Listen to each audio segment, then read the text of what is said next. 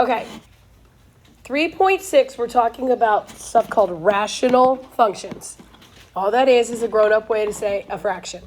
Okay, we're going to talk about functions that are fractions that have variables in the denominator.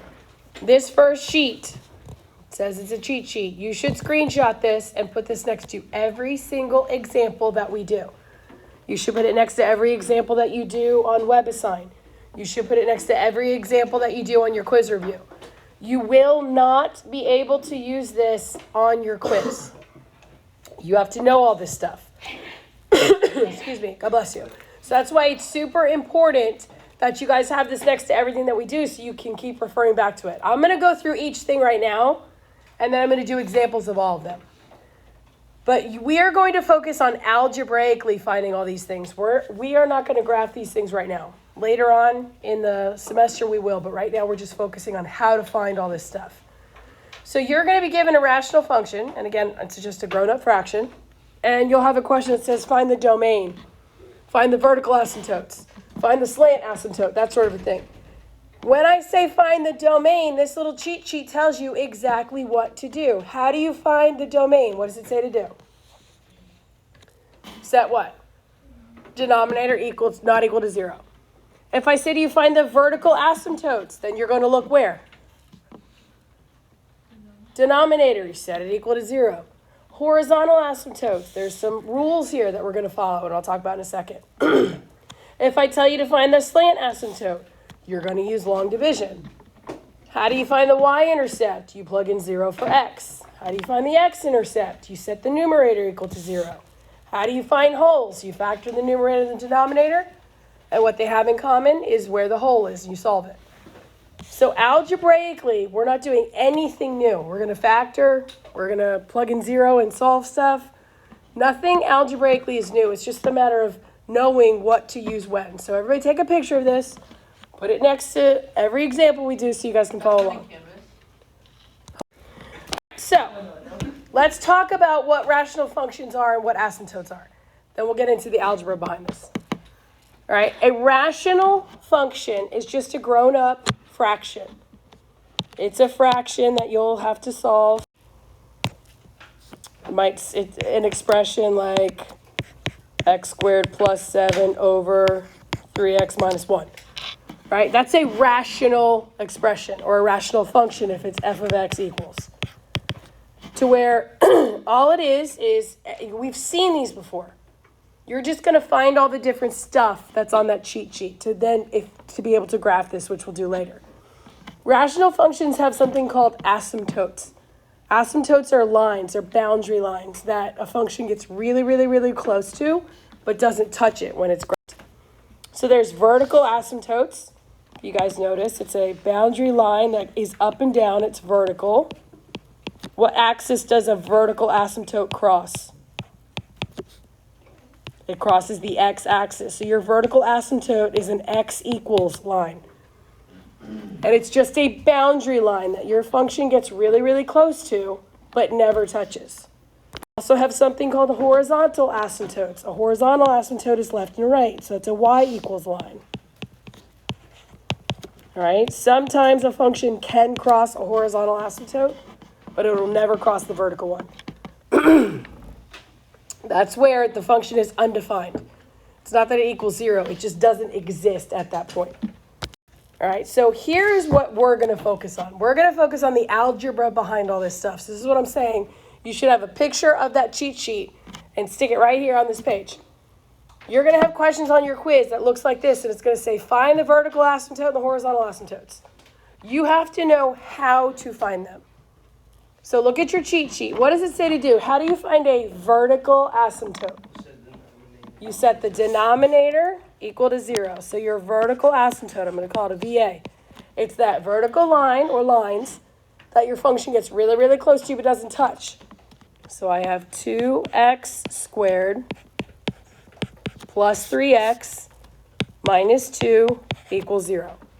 Guys, how do you solve this? We did, and now what? Factor. Factoring, I told you, is never going away. So 2 times negative 2 is negative 4. What are the factors of -4 that multiply to give you -4, but add to give you 3? So x plus 4, x minus 1. All right, do I leave it like that? What do I have to do to each factor? Nope, not yet. Good, I got to divide it by 2 because a is not 1. So I'm left with x plus 2 and 2x minus 1 equals 0. And now we solve it.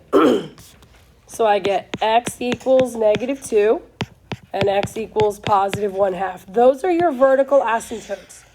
If this function were graphed, you'd have a boundary line here at -2 where your graph does not exist, and you'd have one here at 1/2 where your graph gets really, really close to you but doesn't cross over. When you guys find the vertical asymptotes, you also find the domain. You just found the domain. You said x can be any number in the world except for those two. Because if it is those two, what happens to the denominator? It becomes what? 0. So whenever you find the vertical asymptotes, you're also finding the domain and vice versa. We always write our domain in interval notation. So how would you write this? What would your domain be? Left to right. -infinity to -2. Then what? -2 to what? To 1/2. Then what? 1/2 to infinity. Very good. So vertical asymptotes and domain go hand in hand. Algebraically, there's nothing new with what we just did there. You guys just have to know when they ask for vertical asymptote or domain, where to look, how to find it. So x can, right, so be x is not equal to 2. X is not equal to 1. No, that your vertical asymptotes are x equals -1/2 and x equals 1/2. That's where that boundary line is. All right, now the other question asks for the horizontal asymptote. Horizontal asymptote, that's a y equals line. How do you figure out the horizontal asymptote? What does your cheat sheet say to do? What does it say? Horizontal asymptote. Okay, you're going to compare.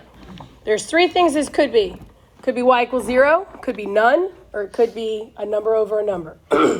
You have to compare the numerator degree to the denominator degree. This is how I do this. I put an n and a d. Numerator first, denominator second. When we talk about degrees, guys, what is the degree? What does that mean? The highest exponent. So what's the highest exponent you see?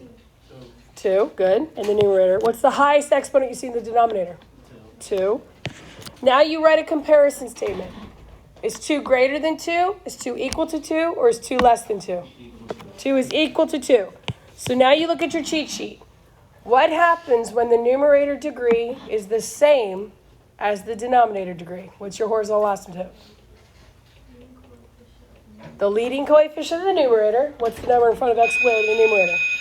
3 over the leading coefficient of the denominator, which is? 2. There you go. That's it. So you have to know those rules. If the numerator degree was greater than the denominator degree, what would your horizontal asymptote be, according to your cheat sheet? If numerator was greater than denominator?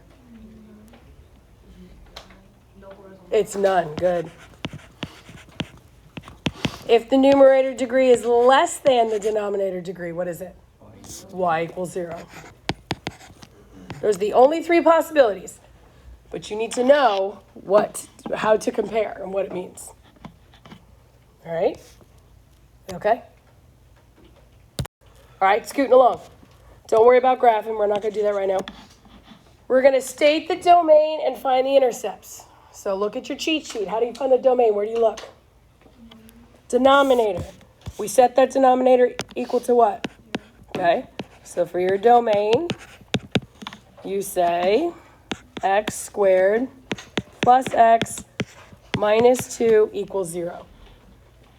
How do I figure this out? Factor it. What are the factors of -2 that multiply to give me -2 and add to give me 1? X minus 2 or x plus 2? X plus 2 and x minus 1. So your domain, I have -2 and 1. You just found your vertical asymptotes, right? You found those two vertical boundary lines. But that's not what this question asked for. They said, what's the domain? Your domain is anything in the world except for those two numbers. So how do you say that? -infinity to -2. Union, -2 to perfect. Then perfect. Good. Good job. All right, next thing I want to look for, we're going to find the y-intercept. Look at your cheat sheet. First of all, you guys know how to find y-intercepts because you plug in 0 for what? X, okay? Your cheat sheet says to find f of 0. That means plug in 0 for all the x's. So look how easy this is, guys. You're going to show me your work. You're going to plug in 0 for all the x's. So you have 2 times 0 squared plus 7 times 0 minus 4 over 0 squared plus 0 minus 2. So when you evaluate this, guys, what is 0 squared? 0. Times 2. 0. What's 7 times 0? 0. Okay, so I'm left with -4 on top. What's 0 squared on the bottom? Plus 0. And I'm left with -2 on the bottom. What's -4 divided by -2? 2. So your intercept, we always write as ordered pairs. So when I plugged in 0 for x, I got out 2 for y. Again, the math behind this, the algebra behind this is not hard. It's a matter of knowing where to look, what to set equal to 0, all that good stuff. All right, we've just found y-intercept. Let's find the x-intercept. What does it say to do to find the x-intercept? Set the numerator equal to 0. Numerator equal to 0. So my numerator in this case is 2x squared plus 7x minus 4 equals 0. Can I factor this? Yeah. Yep. 2 times -4 is -8.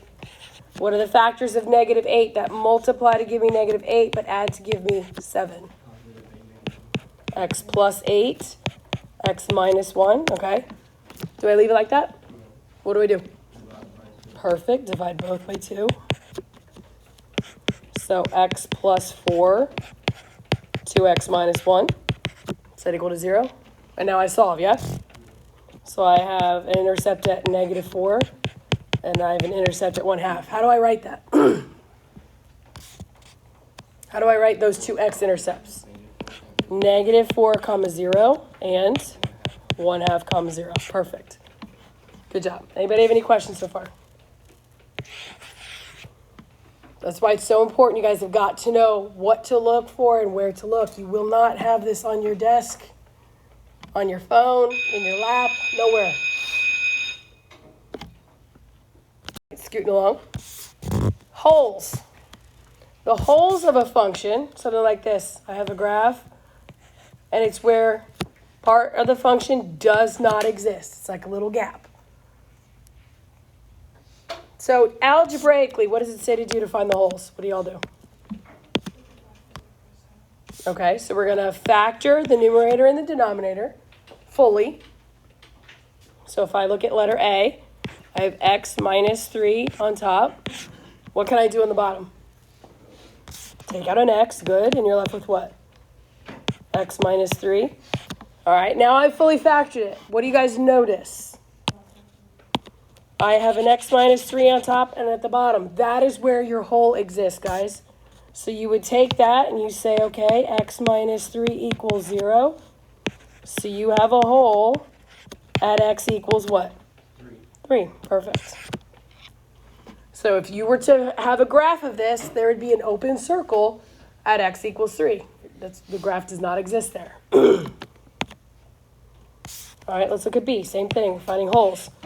fully factor numerator and denominator. So I have x times, or I take out x squared, yeah? Minus 2. On the bottom, I have x minus 2. Do you see any factor on the top and the bottom that are exactly the same? So you say x minus 2 equals 0. So you have a whole where? At x equals 2. What about if you factored a numerator and a denominator and you got like x plus 3, 2x plus 1 over x minus 3, x plus 4. All right, here's another example. I fully factored everything, and this is what I ended up with. Where's the whole? Is there anything on top and bottom that's exactly the same? No. So your answer here would be no holes. Yep. And that's okay. You may not have a hole in your graph. Might be continuous the whole time. But you have to know what that means. A hole means it's a part of the graph where it does not exist. How do you find it? Well, you got to factor the top and the bottom, and anything that is exactly the same is where the hole occurs. You set that equal to 0. All right, let's look at the last one, and then I'll let you guys get started on your homework. Slant asymptote. Okay, a slant asymptote looks like this. Here's your graph, and a slant asymptote is just what it sounds like. It's a slanted line. Think about the equation of a line. What is the equation of a line? Y equals what? Mx plus b. When you guys use long division, every single time you use long division, do you come out with a nice, pretty equation and there's no remainder? No. But hold on. When you're asked to find the slant asymptote, you're going to use long division. But the only thing that matters is this part of the line, the mx plus b. If you get a remainder, that's fine. It's not part of your answer. But you do have to write your answer in slope-intercept form. It'll be the equation of a line. It has to say y equals and then whatever it is. So in order to find the slant asymptote, we're going to use long division. What's going to go on the outside? What's going to go on the inside? I'm going to use long division here. X minus 3 goes on the outside. Perfect. What goes on the inside? X squared minus 4x minus 5. So first term into first term. X goes in x squared how many times? X, okay. So get your subtraction ready before you multiply. X times x is x squared. X times negative 3 is negative 3x. Before I can subtract, what do I have to do? Distribute, distribute, distribute. So negative 4x plus 3x gives me negative x. Bring down the 5, your x squareds cancel, and then we do it again. First term into first term. X times what gives me negative x? Okay, minus 1. So get your subtraction ready. Negative 1 times x is negative x. Negative 1 to negative 3 is plus 3. And now what? Distribute, distribute, distribute. I'm left with negative 8. Now, your answer to this, guys, your slant asymptote is just the slope and the y-intercept. The remainder does not matter. So your slant asymptote, you guys would say your slant asymptote is that y equals x minus 1. That negative 8 does not matter. It's not part of your answer. You guys don't graph lines that have remainders. The only thing that matters is the y equals mx plus b part. All right, does that make sense? So what you guys should do, should be able to do a question like this. Let's do number 4 together. You should be able to answer all of these things. You're going to have a question on your quiz that asks for each thing individually. I'm not going to ask for everything all at one time. But your cheat sheet should be next to you when you can figure out, okay, what works here, what doesn't, where do I look, all that sort of thing. What's another term for zeros? What's another way I can say zeros?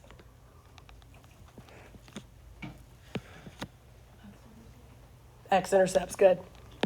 So guys, remember, when you find When you find what goes hand in hand in this list? Vertical asymptote and domain. All right, y-intercepts, you should think I plug in 0 for x. 0 is x-intercepts, set the numerator equal to 0. How do you find the holes? All that sort of stuff. So let's just go through the list. Let's find the vertical asymptote and the domain. Where do I look for vertical asymptote and domain? The denominator. I set the denominator what? So x plus 1 equals 0. I have a vertical asymptote at x equals negative 1. So your vertical asymptote is x equals negative 1. You've already found your domain. You can use every number in the entire world except 4.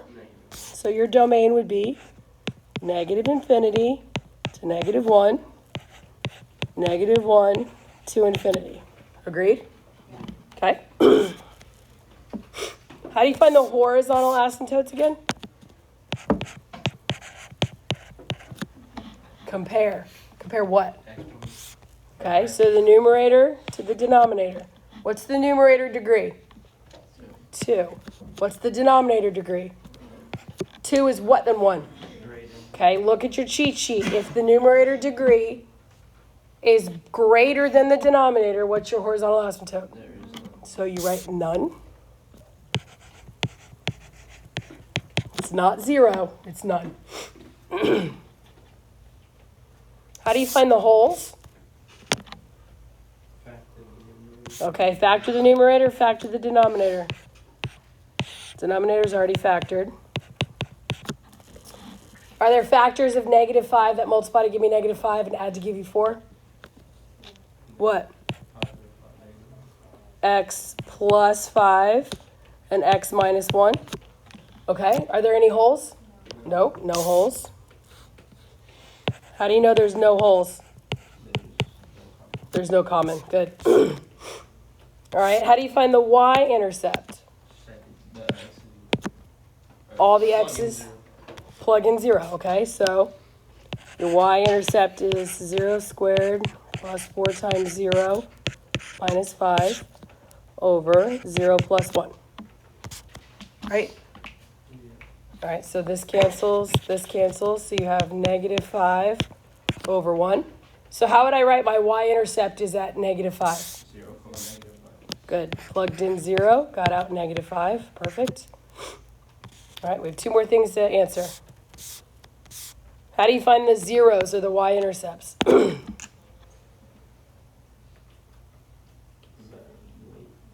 Set the numerator equal to 0 and solve, okay? We've already factored it, but that's okay. We'll do it again. So I have x squared plus 4x minus 5 equals 0. What are the factors again? X plus 5, x minus 1. So your intercepts are at negative 5 and at 1, right? How do you write that? Negative 5, 0. And 1, 0. Perfect. And then the last thing, our slant asymptote, our SA. How do you find that? Long division. So I'm going to have x plus 1 on the outside. And on my inside, it's going to be x squared plus 4x minus 5. So first term into first term. X goes in x squared how many times? X. Okay, get your subtraction ready. X times x is x squared. X times 1 is 1x. Before you subtract, you do what? Good. Distribute, distribute, distribute. So 4 minus 1 is 3. Bring down that minus 5, and your x squareds cancel.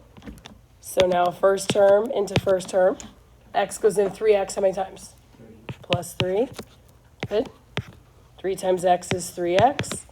3 times 1 is plus 3. Distribute, distribute, distribute. I get negative 8. What is my answer for my slant asymptote? Y equals x plus 3. So we just answered all of those questions. Very basic algebra, but you have to know where to look. That's why that cheat sheet is so important. So you can go ahead and start on your homework. I would put that cheat sheet next to every single problem so you can look and say, where do I look? What do I do? Where do I look? What do I do? Tomorrow I'll go over the other two examples, and then you guys can start on your quiz review that we're going to go over on Friday. Sound good?